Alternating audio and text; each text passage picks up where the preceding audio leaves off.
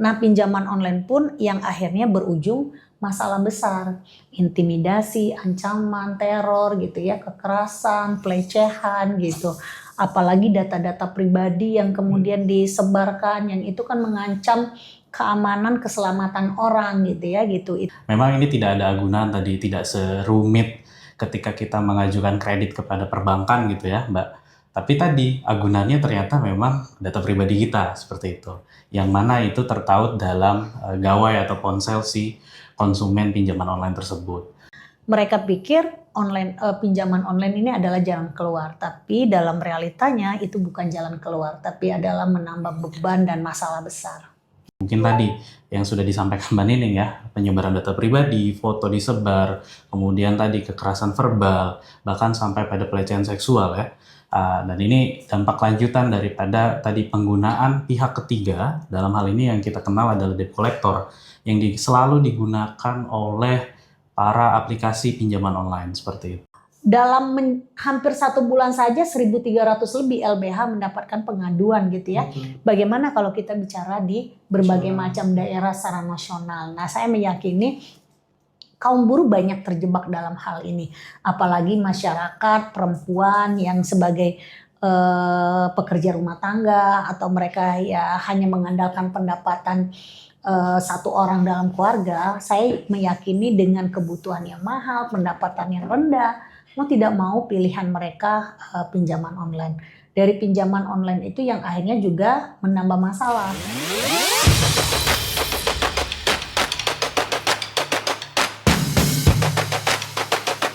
Halo kawan-kawan semua, kembali lagi di podcast Klinik Hukum, podcast yang akan menjelaskan kepada kalian mengenai masalah-masalah hukum dan HAM yang ada di Indonesia.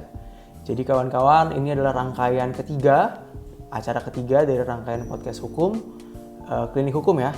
Yang pertama kita sudah membahas soal guru honorer, ada juga membahas soal kebebasan sipil, dan topik kali ini juga topik yang gak kalah pentingnya untuk kita bahas.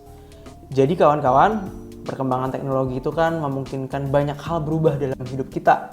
Termasuk salah satunya itu dalam aspek pinjaman online atau sebetulnya dikenal dengan layanan pendanaan bersama berbasis teknologi informasi atau lebih akrab kita sebut pinjol. Nah, untuk itu teman-teman sebetulnya apa sih masalah yang ada di pinjol ini? Nah, kita akan coba cari tahu di Klinik Hukum kali ini. Nah, tapi sebelumnya aku mau kasih tahu informasi dulu nih bahwa LBH Jakarta itu pernah mencatat gitu ya, di tahun 2018 ketika kita membuka pembukaan posko pengaduan terhadap korban pinjol, itu ada 1.330 aduan yang masuk. Angka yang luar biasa besar gitu. Padahal kita hanya membuka laporannya itu selama kurang lebih 3 minggu, teman-teman. Jadi memang sudah banyak banget yang merasa diresahkan nih dengan masalah pinjol ini. Nah, dari 1.300 tadi kasus yang masuk, ada berbagai kriteria pekerjaan tuh, mulai dari ibu rumah tangga, mahasiswa, ojek online. Tapi fakta yang mencengangkannya adalah teman-teman bahwa hampir 70% dari 1.330 laporan tersebut itu adalah kasus pinjaman online yang dialami oleh para pekerja tersebut. Oleh karena itu teman-teman, LBH Jakarta pada tahun 2021 itu kita pernah melakukan gugatan warga negara yang menuntut pertanggungjawaban terhadap kasus pinjol. Jadi kasus pinjol itu bukan hanya kasus keperdataan, melainkan di situ ada aspek tanggung jawab dari penyelenggara negara. Oke, tanpa berlama-lama lagi untuk membahas lebih lanjut nih mengenai pinjol, telah hadir bersama kita dua narasumber yang sangat keren. Pertama ada Mbak Nining Ritos. Halo Mbak, apa kabar? Baik ya Mbak. Jadi Mbak Nining ini adalah pendamping korban sekaligus penggugat dalam gugatan warga negara terhadap pinjaman online. Dan yang kedua ada Bang Alif. Apa kabar Bang? Baik, Daniel. Baik ya. Jadi Bang Alif adalah pengacara publik dari LBH Jakarta yang nanti akan menjelaskan lebih lanjut mengenai bagaimana penanganan kasus pinjaman online dan juga apa implikasi hukum terhadap putusan Mahkamah Agung terhadap pinjaman online. Oke, kita langsung aja nih mulai ke pertanyaan pertama ke Mbak Nining terlebih dahulu gitu. Sebagai pendamping korban gitu Mbak, dan juga mungkin dekat dengan realitas kawan-kawan yang ada di basis gitu ya. Sebetulnya kita mulai dulu dari pertanyaan tuh kenapa gitu ya. Kenapa sih banyak akhirnya teman-teman yang melakukan pinjaman online gitu, meskipun ada risiko yang besar gitu yang menanti gitu Mbak. Ya, terima kasih atas kesempatannya. Saya sangat senang bisa menjadi bagian dari podcast dalam klinik hukum yang diselenggarakan oleh LBH Jakarta gitu ya. Karena memang kita tahu masyarakat secara umum masih memiliki keterbatasan tentang pengetahuan atau wawasan dalam berbagai macam persoalan yang dihadapi oleh rakyat. Saya kembali kepada pertanyaan tentang seperti apa. Sebenarnya saya luruskan dulu. Saya sebenarnya menjadi bagian dari penggugat pinjaman online gitu ya. Berangkat dari persoalan realitas gitu, di mana banyak masyarakat termasuk mayoritas kaum buruh yang terjebak dalam hal tersebut. Ini sebenarnya ada satu fenomena yang memang sampai hari ini kita belum bisa, bukan berarti kekuasaan pemerintah belum memberikan bagaimana tentang persoalan kesejahteraan, keadilan, terus kemudian kesetaraan gitu ya gitu, sehingga dari problem kemiskinan, problem keterbatasan bagaimana memenuhi kebutuhan dasar karena kaum buruh masih dibayar upah murah gitu ya, masih lemahnya tentang persoalan bagaimana perlindungan, masih rendahnya kesejahteraan, sehingga mau tidak mau ada pilihan yang memang harus diambil oleh kaum buruh. Sebenarnya itu pilihan yang memang berat gitu ya, tapi tanpa melihat konsekuensi dari kemudahan itu gitu. Nah, dari situasi itu sebenarnya pemerintah kekuasaan membuat ada satu kebijakan tentang persoalan pinjaman online gitu ya. Kalau kita sebut dengan citizen lawsuit gitu ya, kita sebagian dari warga negara yang merasa rugi atas kebijakan dan adanya kelalaian dari pemerintah kita tidak hadir bagaimana memberikan perlindungan, sehingga waktu itu kenapa kita melakukan gugatan gitu ya. Nah, itu sebenarnya berangkat dari persoalan adanya adanya ketimpangan, kemiskinan gitu ya, lemahnya rendahnya kesejahteraan, tidak adanya kesetaraan, sehingga orang melihat, karena kalau pinjam bank konvensional kan dia harus memenuhi syarat, apalagi dengan buruh yang hari ini kontrak, alidayah, magang, outsourcing istilahnya, atau harian lepas yang mereka pendapatannya sangat minim, sehingga untuk memenuhi kebutuhan dasar, misalkan kebutuhan untuk pangan saja itu masih berat gitu ya gitu, sehingga melihat pinjaman online ini adalah jalan cepat untuk mengatasi, untuk memenuhi kebutuhan dasar itu gitu, tapi tidak dibarengin dengan apa konsekuensi dari hal itu gitu ya gitu, karena memang tidak ada bagaimana memberikan pencerahan gitu ya, pengetahuan kepada dampak-dampak dari pinjaman online itu, sehingga mereka akhirnya korban dari berbagai macam kebijakan.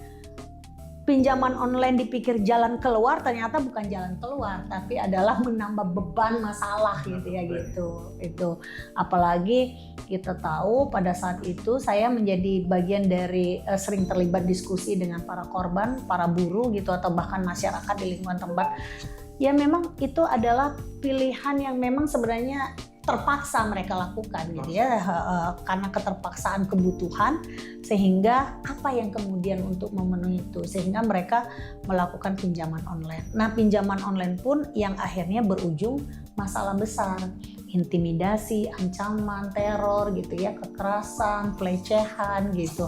Apalagi data-data pribadi yang kemudian disebarkan, yang itu kan mengancam keamanan, keselamatan orang gitu ya gitu. Itu kalau saya lihat itu dulu sebenarnya berangkat dari persoalan adanya kemiskinan, ketimpangan gitu ya, ketidakadilan, ketidaksetaraan gitu, sehingga masyarakat yang punya problem akibat tidak adanya sebuah kesejahteraan yang memadai gitu ya, terus kemudian apalagi perlindungan, sehingga mereka pikir pinjaman online ini adalah jalan keluar, tapi dalam realitanya itu bukan jalan keluar, tapi adalah menambah beban dan masalah besar.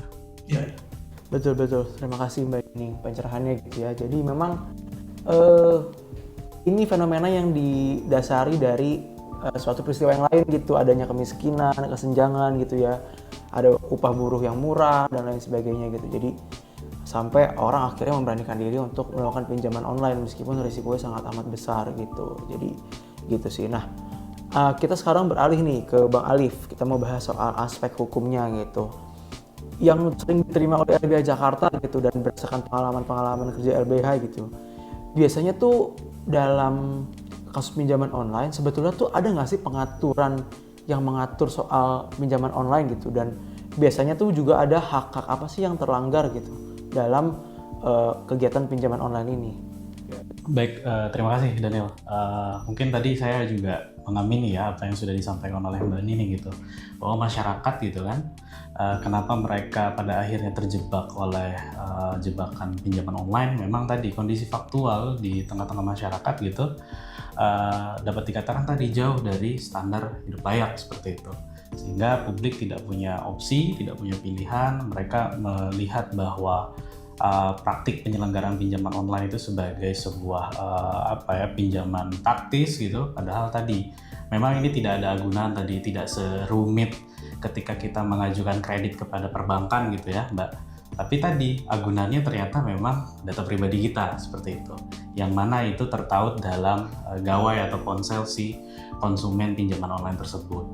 Nah, sejauh yang kita amati gitu, memang ada beberapa pengaturan mengenai financial tech ya, atau fintech peer-to-peer lending gitu, atau P2P yang dikeluarkan oleh OJK. Tapi dapat dikatakan semua pengaduan yang kami terima di LBH Jakarta itu sudah dipastikan bahwa korban itu mengalami exhausted mechanism, sehingga mekanisme yang tersedia tidak atau belum menjawab kebutuhan atas penyelesaian masalah pinjol yang dialami oleh para korban seperti itu.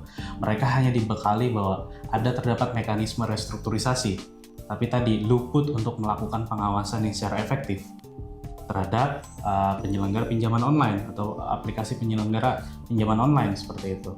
Sehingga tadi pelanggaran akan tetap terjadi walaupun tadi dalam tanda kutip mungkin OJK membedakan mana pinjaman online yang itu terdaftar dan tidak terdaftar. Pada praktiknya mereka sama-sama melakukan pelanggaran. Mungkin tadi yang sudah disampaikan Mbak Nining ya, penyebaran data pribadi, foto disebar, kemudian tadi kekerasan verbal, bahkan sampai pada pelecehan seksual ya. Dan ini dampak lanjutan daripada tadi penggunaan pihak ketiga, dalam hal ini yang kita kenal adalah debt collector, yang selalu digunakan oleh para aplikasi pinjaman online seperti itu. Nah, kemudian tadi proses yang kita lakukan ataupun tadi ya dalam hal menindaklanjuti, karena kita tidak bisa mendampingi semua kasus secara satu persatu kasuistis, maka kita coba tarik ini menggunakan pendekatan struktural seperti itu. Bagaimana nanti pengadu kita bekali pemahaman dasar tadi. Kita sudah juga mengeluarkan handbook ya, self-help toolkit pinjol, yang mana di dalamnya itu banyak cara ataupun mekanisme yang bisa dilakukan atau diupayakan oleh para pengadu ataupun korban seperti itu untuk paling tidak tadi menjaga keamanan data pribadi sementara, kemudian tadi mengajukan mekanisme yang memang disediakan seperti itu oleh peraturan perundang-undangan, sehingga publik tadi dapat terbantu dengan adanya buku saku yang sudah diterbitkan.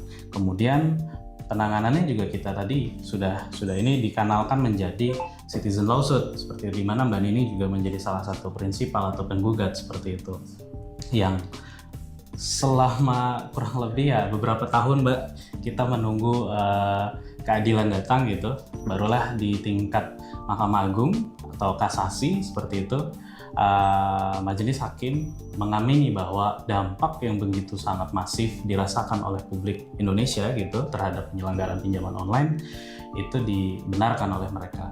Kemudian tadi para tergugat dari presiden sampai ketua Dewan Komisioner Otoritas Jasa Keuangan itu dinyatakan melakukan perbuatan melawan hukum, dan mereka dihukum untuk melakukan serangkaian tindakan, salah satunya tadi membuat regulasi, kemudian melakukan pengawasan, supervisi, kemudian juga tadi menyediakan mekanisme yang efektif ketika melakukan penyelesaian sengketa di pinjaman online seperti itu. Termasuk tadi perlindungan data pribadi ya yang harus ditekankan dalam putusan.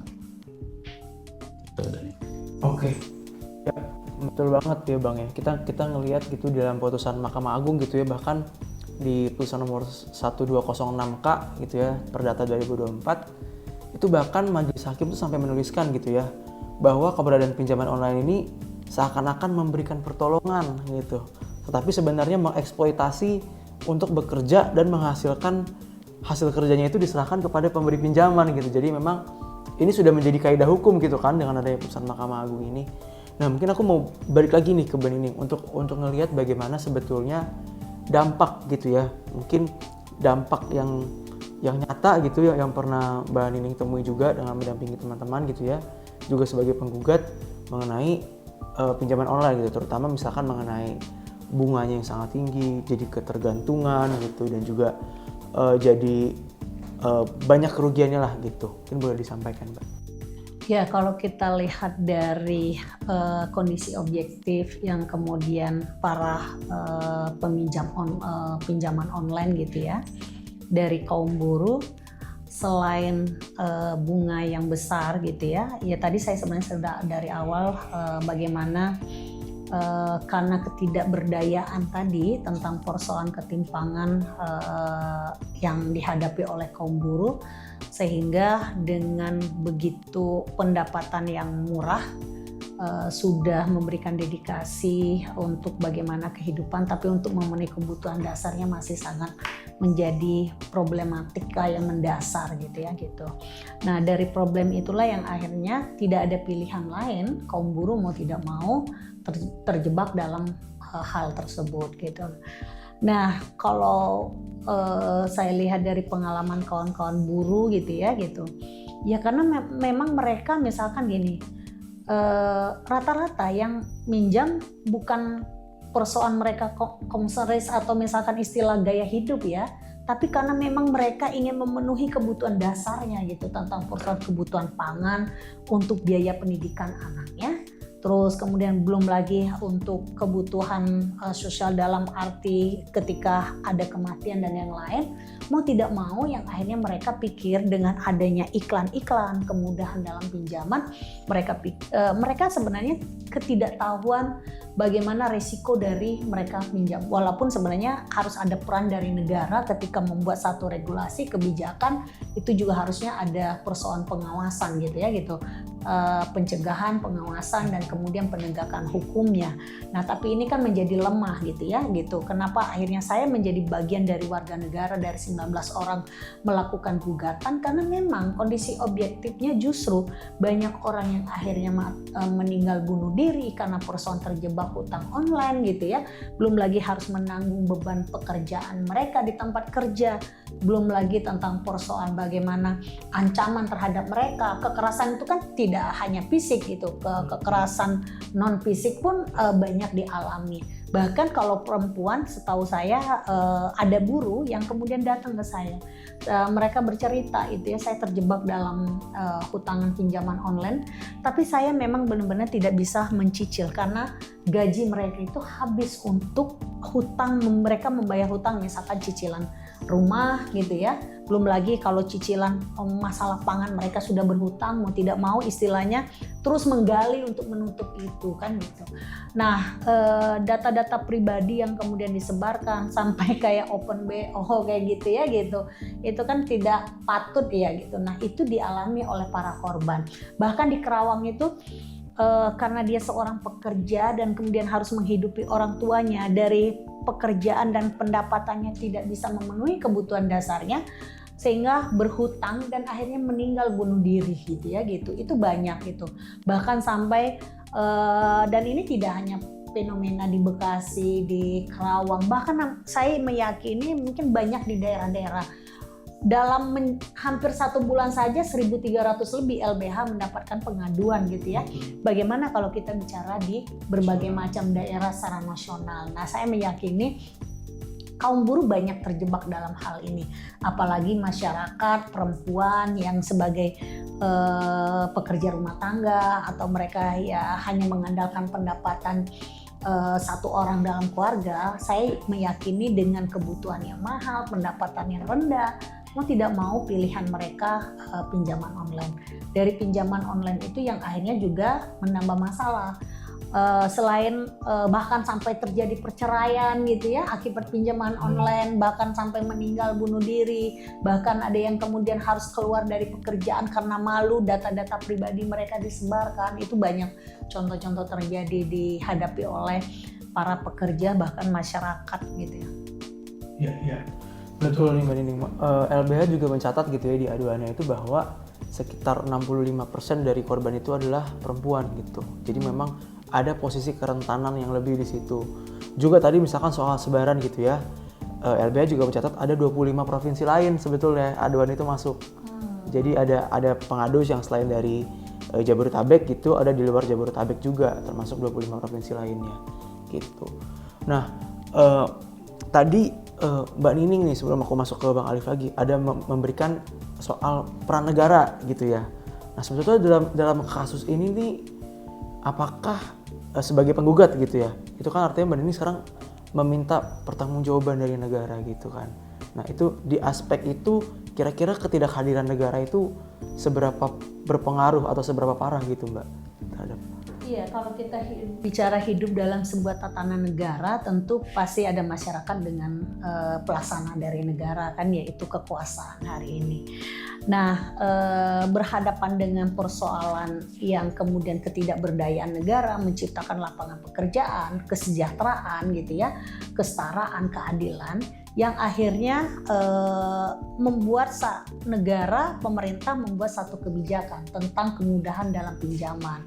Mungkin di sisi untuk dalam hal sementara itu bisa gitu ya gitu. Tapi pemerintah tidak hanya sekedar melahirkan kebijakan, tapi dia harus hadir bagaimana memberikan keadilan, kesetaraan, perlindungan di sana. Nah, kenapa kami dari 19 orang melalui Citizen Lawsuit ini mengajukan kepada negara, karena memang tidak hadirnya negara dalam hal untuk memberikan perlindungan, artinya ada kelalaian dalam melahirkan satu kebijakan gitu ya gitu. Nah, saya apresiasi terhadap putusan Mahkamah Agung gitu ya gitu, bagaimana mendorong pemerintah ini, karena gugatan ini diberikan kepada Presiden, Wakil Presiden, Ketua DPR, termasuk juga OJK gitu ya gitu, karena memang bagian keterkaitan yang mereka menjadi berperan di sana, sehingga kita mendorong kenapa gugatan ini diajukan, karena memang korbannya bukan hanya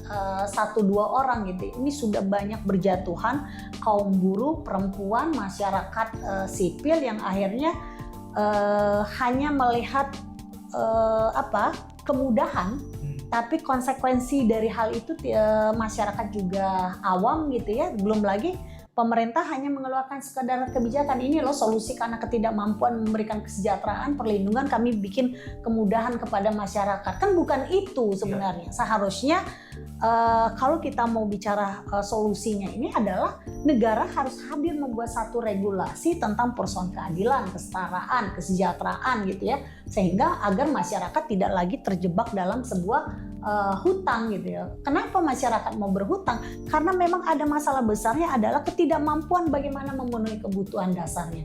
Nah, cara cepat ya negara menghadirkan satu kebijakan. Kalau negara membuat satu kebijakan seharusnya harus ada keadilan dong. Keadilan bagi semua gitu ya gitu. Jangan berkeadilan untuk membuat hanya sekedar satu kebijakan, tapi di sisi lain masyarakat sebagai konsumen menjadi korban gitu. Itu yang kita tidak hendaki. Nah, sehingga kenapa gugatan ini dibuatkan kepada pemerintah gitu, termasuk DPR gitu ya, agar mereka, kalau dari putusan dari Mahkamah Konstitusi, konsekuensi dari Citizen Lawsuit ini kan negara harus memperbaiki kebijakan, regulasinya. Nah, kalau bicara regulasi tidak hanya untuk bagi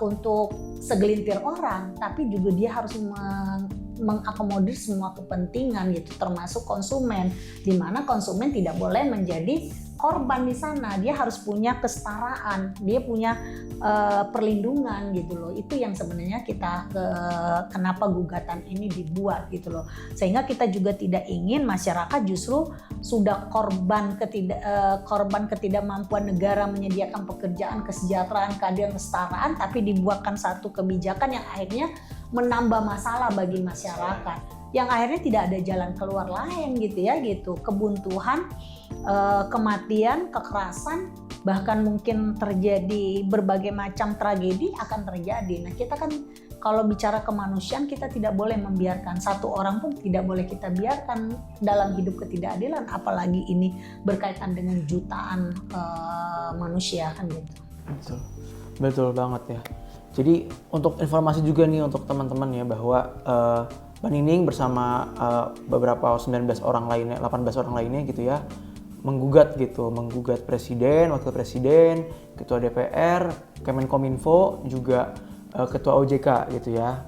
Itu pada tahun 2021, sebelum sempatnya di tingkat pertama dan di tingkat kedua itu ditolak gitu ya karena kewenangan absolut. Akhirnya di Mahkamah Agung itu dinyatakan bahwa gugatan ini dapat diterima dan menyatakan bahwa presiden dan seluruh tergugat lainnya tuh turut bersalah gitu terhadap pembiaran yang dilakukan gitu. Nah, untuk lebih fokus ke putusan ini nih, aku mau nanya ke Bang Alif gitu.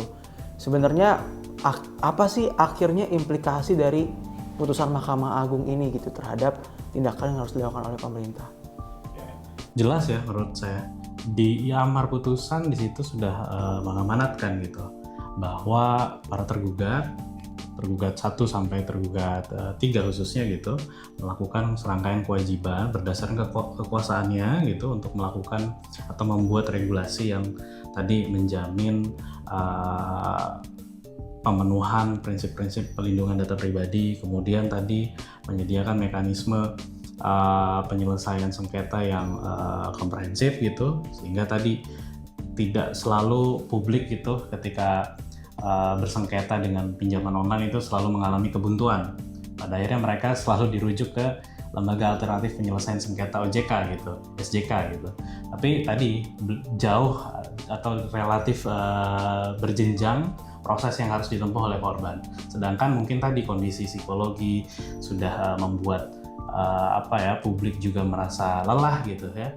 Terus ditambah lagi harus melalui serangkaian proses yang begitu rumit dan mungkin tidak aksesibel. Tadi mungkin dalam perkembangannya pinjol tidak hanya terjadi di masyarakat urban, tapi juga sudah mulai ke rural ya. Tadi juga disebutkan bahwa ada 25 provinsi lain gitu yang juga tadi korban alami gitu permasalahan dalam pinjol. Kemudian dampak lain yang mungkin implikasi yang harus dilakukan oleh pemerintah gitu, paling tidak tadi karena pelanggaran itu kan terus terjadi, paling tidak kita amati ada 3 pelanggaran di berbagai level ya. Mungkin dari proses, mungkin tadi ada ketidaktaatan oleh aplikasi pinjaman online tadi tidak sesuai. Mungkin skemanya seperti ini, ketika publik atau konsumen itu meminjam sebesar 3 juta, tapi yang sampai mungkin kurang dari itu, bahkan 2,5 juta bahkan,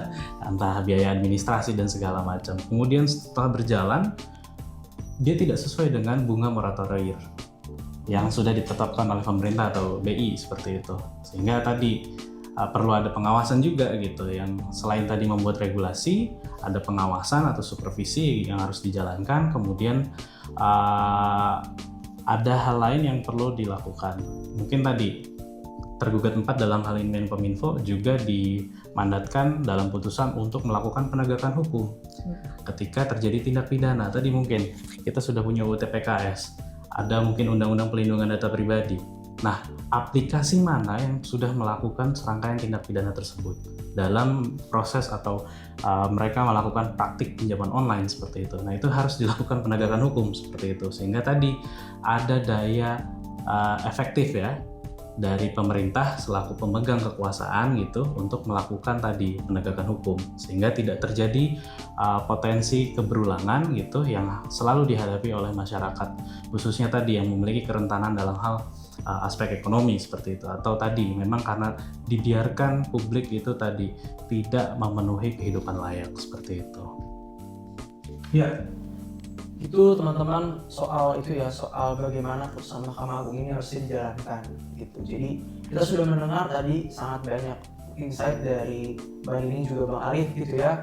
Ada bagaimana soal bahwa pinjol itu lahir gitu ya, fenomena yang lahir dari ada fenomena pendahulunya gitu, yaitu ketidakmudahan dapat lapangan pekerjaan, juga upah buruh yang murah dan lain sebagainya gitu, permasalahan struktural gitu. Dan juga kita bisa lihat dampaknya sangat amat parah gitu, bahkan tadi Mbak Nining cerita sampai ada yang bunuh diri, keluar dari tempat pekerjaan gitu ya. Dan sayangnya gitu selama ini negara masih abai terkait hak-hak asasi manusia dan juga hak warga negara untuk mendapatkan rasa aman gitu. Yang kita tahu bahwa dengan adanya pinjol ini mungkin itu hak itu dapat tereliminasi gitu ya. Jadi kita terus mengajak teman-teman semua juga ikut terlibat gitu ya, mendesak negara untuk segera melaksanakan putusan pengadilan gitu, putusan Mahkamah Agung, melakukan pengawasan dan juga pembuatan regulasi terkait dengan pinjaman online. Bagi kawan-kawan yang memang punya kesulitan atau mendapat ancaman kekerasan atau punya problem soal pinjaman online, bisa langsung hadir untuk konsultasi di LBH Jakarta. Itu kita membuka layanan setiap hari Senin sampai hari Kamis itu sampai pukul 2 siang dan jam 9 pagi. Nah, untuk itu kawan-kawan, saya juga mengajak teman-teman untuk membantu gerakan bantuan hukum struktural, kerja-kerja bantuan hukum struktural melalui Simpul LBH Jakarta. Teman-teman bisa cari di Instagram, dukung kita terus untuk melakukan kerja-kerja bantuan struktural, bantuan hukum struktural, dan membantu menjangkau lebih banyak orang mendapatkan keadilan. Mungkin itu yang dapat disampaikan di episode Klinik Hukum pada kali ini. Terima kasih para narasumber yang sudah hadir, dan terima kasih teman-teman yang sudah menonton.